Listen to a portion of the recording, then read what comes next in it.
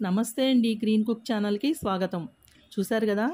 ఇది ధనాస్ గోంగూర అండి. అంటే ఏ గోంగూర అయినా సరే చక్కటి కమ్మటి పికిలండి. చాలా తొందరగా అయిపోతుంది ఇది.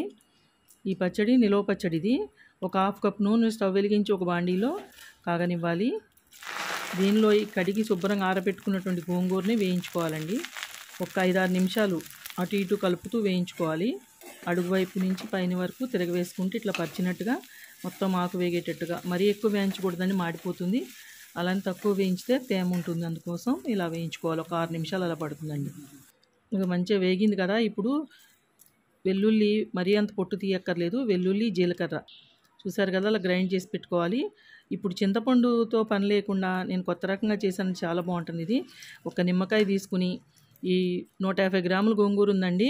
సుమారు ఒక 25 గ్రామ్స్ అంటే ఒక 1½ టేబుల్ స్పూన్ సాల్ట్లో ఈ నిమ్మరసం పిండి, అలాగే 3 టేబుల్ స్పూన్స్ కారం కలుపుకోవాలండి.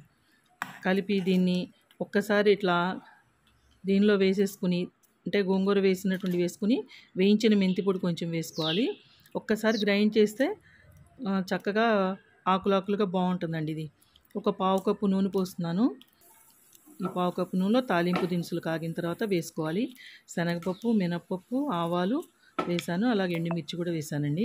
వెల్లుల్లి ఆల్రెడీ మనం గ్రైండ్ చేసి పెట్టాం కదా! ఈ వేడి వేడి నూనె పోసినప్పుడు ఆ వెల్లుల్లి కూడా కొంచెం వేగి మంచి వాసన వస్తుంది. చూసారు కదండి. ఇది పులిహోర గోంగూరలాగా కావాలండి. మరీ ఎక్కువ గ్రైండ్ చేయకుండా జస్ట్ ఒక్కసారి తిప్పేసేయాలి. నేను కొంచెం మీడియంగా చేశాను.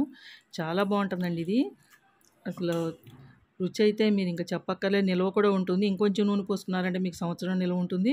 నేనైతే కొన్ని నెలలు, అంటే మనం ఎన్ని రోజులు తింటాం అంతవరకు ఉంచాను. నచ్చితే కనుక లైక్ చేసి ఇలాంటి వీడియోలు కొంచెం సబ్స్క్రైబ్ చేస్తారు కదా. Thanks for watching.